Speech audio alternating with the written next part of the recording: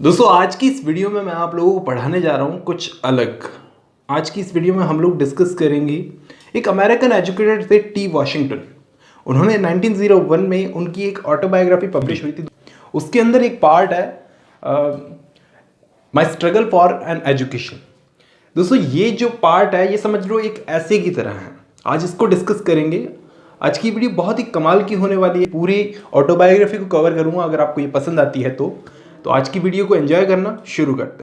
दोस्तों इस वर्क के जरिए राइटर ने हमें ये बताने की कोशिश की है कि जिस टाइम पर वो एजुकेशन पाने की कोशिश कर रहे थे उस टाइम पर उनके लिए एजुकेशन पाना कितना मुश्किल रहा होगा। आज का अमेरिका जो हम देखते हैं और उस टाइम का अमेरिका, दोनों में बहुत फ़र्क था दोस्तों। उनके लिए स्कूल्स अलग से होते थे, गोरे लोगों के साथ वो नहीं पढ़ सकते थे, और भी बहुत सारी प्रॉब्लम्स थी इनके साथ में। लेकिन आज के अमेरिकन जनरेशन्स को जाकर हम बोलेंगे कि ऐसा कुछ होता था अमेरिका में, तो वो विश्वास ही नहीं करेंगे कि हमारे पूर्वज कभी ऐसा कर सकते हैं क्या। क्योंकि आज अमेरिका बहुत अलग है। तब की बात की जा रही है, शुरू करते हैं।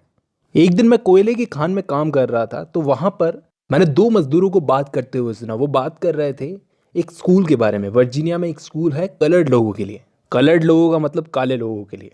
और ये पहली बार था जब मुझे पता चला कि हमारे टाउन में जो काले लोगों के लिए स्कूल है उससे भी बेहतर कोई स्कूल है जिसमें काले लोग पढ़ने जा सकते हैं। जैसे जैसे वो बात करते जा रहे थे स्कूल के बारे में, वैसे वैसे मेरे दिमाग में एक इमेज बन रही थी कि ऐसी जगह धरती पर बहुत खूबसूरत होगी, मेरे लिए तो कम से कम। मुझे ऐसा इसलिए लगता था क्योंकि मुझे पढ़ने का बहुत मन था। अगर उस वक्त कोई मुझे स्वर्ग में भी इनवाइट करता तो भी इतनी खूबसूरत जगह नहीं लगती जितनी खूबसूरत जगह ये स्कूल लग रहा था। ये एग्रीकल्चरल इंस्टीट्यूट वर्जीनिया में, जिसके बारे में ये लोग बातें कर रहे थे। मैंने उसी वक्त फैसला कर लिया था कि मुझे वहाँ जाना है और पढ़ना है। अब मुझे नहीं पता मैं कैसे जाऊँगा या कितना दूर है वो। बस एक अंदर से आग जल गई कि बस जाना है, और यही चीज़ दिमाग में दिन रात चलती रहती थी। और ये इरादा 1872 के ऑटम सीजन के अंदर पक्का हो गया कि अब तो जाना है। तो मेरी माँ को लग रहा था कि ये क्या पागलपन है, मैं किसी बेकार काम के लिए जा रहा हूँ, ऐसा मेरी माँ को लग रहा था। मतलब उनको ऐसा लग रहा था मैं कोई ऐसा काम करने जा रहा हूँ जिसका कोई आउटपुट नहीं निकलेगा, कुछ मिलेगा नहीं मुझे उससे। ऐसा मेरी माँ को इसलिए लगा शायद क्योंकि हम एक तो ब्लैक लोग थे, ऊपर से हमको एजुकेशन मिलने का मतलब क्या है, कुछ मिलना तो है नहीं। कुल मिलाकर करना क्या है, वही मजदूरी। और जैसे तैसे करके आधे दिल से उन्होंने मुझसे कहा कि जाओ। और उस वक्त मेरे पास पैसे भी बहुत कम थे कि मैं अपना ट्रैवलिंग का खर्चा निकालूं या कुछ पहनने के लिए ख़रीदूं। उस वक्त मुझे याद है कि मेरे भाई जॉन ने मेरी मदद की थी, लेकिन ऑफ कोर्स वो मदद कोई खास बड़ी मदद नहीं थी। और फाइनली बहुत कोशिशों के बाद वो दिन भी आ गया जिस दिन मुझे रवाना होना था हैम्पटन के लिए। मेरे पास एक छोटा सा सस्ता सा बैग था जिसके अंदर मैंने वो कपड़े डाल लिए जो मैं ले सकता था अपने साथ में। उस वक्त मेरी माँ की तबीयत बहुत ख़राब थी। बहुत हार्डली मैं एक्सपेक्ट कर रहा था कि इनसे अगली बार मुलाकात हो भी पाएगी या नहीं, और इसलिए मेरा जाना और भी मुश्किल हो गया और भी सैड हो गया। लेकिन बहुत ब्रेव थी मेरी माँ। अब माल्डन से हैम्पटन लगभग 500 माइल्स दूर था। अब इसका मतलब लगभग 700 से 800 किलोमीटर।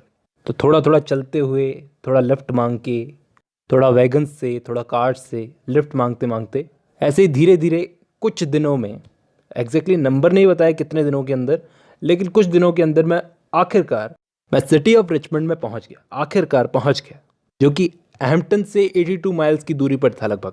और जब वहां पे पहुंचा तब तक मैं बहुत थक चुका था, बहुत हंग्री था, टायर्ड था, डर्टी था, और देर रात पहुंचा था वहां पर। अब मैं पहले इतने बड़े शहर में कभी आया नहीं था, तो इससे मेरी मिजरी और बढ़ गई, परेशानी और बढ़ गई मेरी। क्योंकि जब तक मैं वहाँ पर पहुँचा तब तक मेरे सारे पैसे ख़त्म हो चुके थे।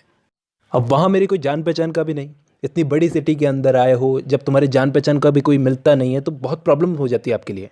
अब ये लोग थोड़े अलग थे, बड़ी सिटी वाले थे। कैसे इनसे पूछूं, कैसे इनसे जान पहचान बढ़ाऊं, कुछ समझ नहीं आ रहा था। लेकिन कोशिश तो की। कोशिश करना तो बनता है कि रहने के लिए कोई जगह मिल जाए रात भर के लिए, लेकिन हर जगह मुझसे पैसे मांगे गए। खैर उनका भी सही था, उनके लिए क्या बोलूँ, बिना पैसे कौन रहने देता है। अब उसके बाद मुझे पता नहीं था क्या करूं। मैं बस गलियों में चलता रहा, आधी रात को भी गलियों में चक्कर लगा रहा था। आखिरकार थक गया और थक करके बैठ गया। थका हुआ था, भूखा था, लेकिन उम्मीद बाकी थी। अब फिजिकली बहुत ज़्यादा थकने के बाद में मैं फुटपाथ पे एक ऐसे बोर्ड के पास आया जो बाकी बोर्ड्स के मुकाबले थोड़ा सा ऊंचा था। तो थोड़े टाइम के लिए इधर उधर देखा देखा कि कोई देख तो नहीं रहा, और फिर मौका देख के मैं साइड वॉक के अंदर घुस गया। उस बोर्ड की साइड वॉक के अंदर घुस गया, ज़मीन पर लेट गया, और मेरा जो बस्ता था, जो बैग लेके आया था, उसको मैंने अपना तकिया बना लिया।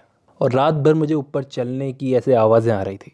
सुबह जब उठा तो खुद को रिफ़्रेश फील किया, थोड़ी थकान कम हुई थी, लेकिन भूख बहुत लगी थी। अब जैसे जैसे मेरी आंखें खुल रही थी तो मैंने देखा, आसपास की चीज़ों को देखा, तो एक चीज़ नोटिस की कि मेरे पास में एक बड़ा सा पानी का जहाज़ खड़ा था, एक शिप खड़ी थी। ऐसे लग रहा था उस पर से पिग आयरन को उतारा जा रहा है, कोई कच्चा लोहा। पर मैं गया उस जहाज़ के कैप्टन के पास में ताकि वो मुझे हेल्प करने के लिए रख ले कुछ, मैं भी थोड़ा अनलोड करने में मेहनत कर लूँ, लोहा उतारने में, तो खाने के लिए तो कम से कम पैसे हो जाएं। तो वो कैप्टन था एक गोरा आदमी, लेकिन अच्छा था, काइंड हार्टेड था। तो वो मान गया कि चलो ठीक है, तुम काम कर लो। बहुत देर काम करने के बाद में इतने पैसे मेरे पास हो गए कि अपना ब्रेकफास्ट का बंदोबस्त मैं कर सकूं। और उसके बाद जो मैंने खाया, भूख बहुत लगी थी ना, आज तक भूला नहीं मैं। वो ब्रेकफास्ट मेरी ज़िंदगी का सबसे सबसे डिलिशियस बेस्ट ब्रेकफास्ट रहा। पता नहीं मुझे देखकर, मेरे काम को देखकर वो कैप्टन को क्या अच्छा लग गया। उसने कहा कि मैं तुम्हें रोज़ पैसे दूंगा अगर तुम काम करते हो तो। और ये चीज़ मुझे बहुत अच्छी लग गई। अब कुछ दिनों तक मैं उसी शिप पर काम करता रहा, लेकिन खाना वाना खरीदने के बाद में इतने पैसे मेरे पास नहीं बचते थे। वही खाना वाना खा लिया, उसके बाद में इतना बचा सकूं कि मैं हैम्पटन जा सकूं। और रहने सोने के लिए भी जगह नहीं थी, तो मैं क्या करता था, खुद को मतलब पैसा सेव करने के लिए, सिर्फ पैसा सेव करने के लिए मैं उसी बोर्ड के नीचे रोज़ जा कर के सो जाता था। अब करना पड़ता है क्योंकि ज़रूरत थी। और कई रातों तक वहाँ पर सोने के बाद में जब मेरे पास इतने पैसे हो गए कि मैं हैम्पटन जा सकूँ, इतना किराया हो गया, तो मैंने सबसे पहले जाकर उस जहाज़ के कैप्टन को थैंक यू बोला उसकी काइंडनेस के लिए कि उसने इतनी मदद की। और उसके बाद फिर से अपनी जर्नी को कंटिन्यू किया। उसके बाद तो कोई ख़ास ऐसी दिक्कत नहीं हुई। उसके बाद मैं हैम्पटन पहुंच गया बिना किसी परेशानी के, ज़्यादा परेशानी नहीं हुई। और उस वक्त तक मेरे पास 50 सेंट्स थे। अब उन्हीं पैसों से, सिर्फ उन्हीं पैसों से मुझे अपनी एजुकेशन शुरू करनी थी। और पहली बार वहाँ पहुँचने पर मैंने उस बड़ी सी पत्थर की बिल्डिंग को देखा। ऐसे लगा जैसे कोई मुझे रिवार्ड मिल गया हो, कोई इनाम मिल गया हो, एक नई ज़िंदगी मिल गई है, मतलब लगता ही है। अब वहाँ पहुँचने के बाद जितना जल्दी हो सका उतना जल्दी मैं उस स्कूल की प्रिंसिपल के पास में गया कि जितना जल्दी हो सके उतना जल्दी मैं अपनी पढ़ाई शुरू कर सकूँ।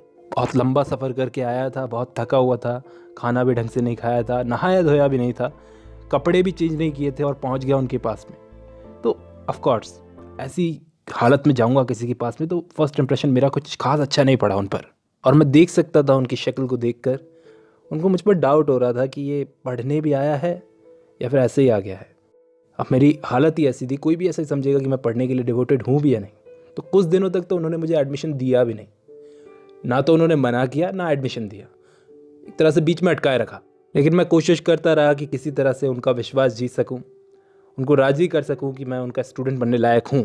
जब मैं उनको इम्प्रेस करने की कोशिश कर रहा था तो मेरी ही आंखों के आगे दूसरे स्टूडेंट्स को तो मेरी आंखों के सामने एडमिशन मिल जाता था, लेकिन मुझे नहीं। इतने दिनों से मैं इम्प्रेस करने की कोशिश कर रहा हूँ लेकिन मुझे नहीं मिल रहा। तो ये चीज़ मेरे डिस्कम्फर्ट को और बढ़ा देती थी।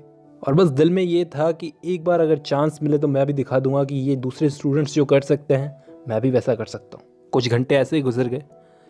फिर हेड टीचर मेरे पास आती है, बोलती है कि वो रेसिटेशन रूम जो है वहाँ पर थोड़ा गंदा है तो उसको साफ़ कर दो जाके। वो चीज़ मुझे एक चांस की तरह दिखी कि मेरा चांस आ गया, मैं साबित कर दूंगा मैं क्या चीज़ हूँ।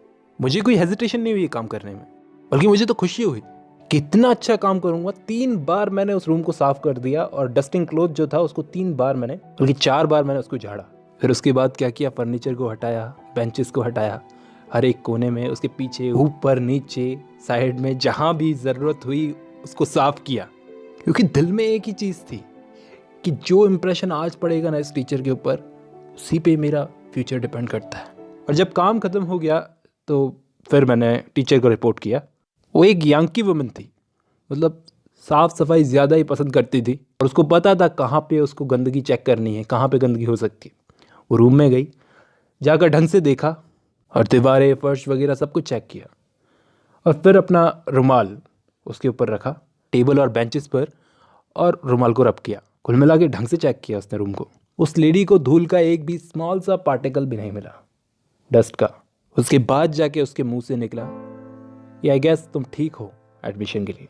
और उस वक्त मुझे ऐसा लगा जैसे मैं इस पूरी अर्थ पर सबसे हैप्पीएस्ट सोल हूँ। उस कमरे में जो मैंने झाड़ू लगाई, उसको साफ किया, वो मेरा एक एग्जामिनेशन था। तब से लेकर मैंने बहुत सारे एग्जामिनेशंस को पास किया है, लेकिन मुझे ऐसा लगता है कि वो एग्जामिनेशन, वो एक ऐसा एग्जामिनेशन था जिसको पास करना बहुत ज़रूरी था।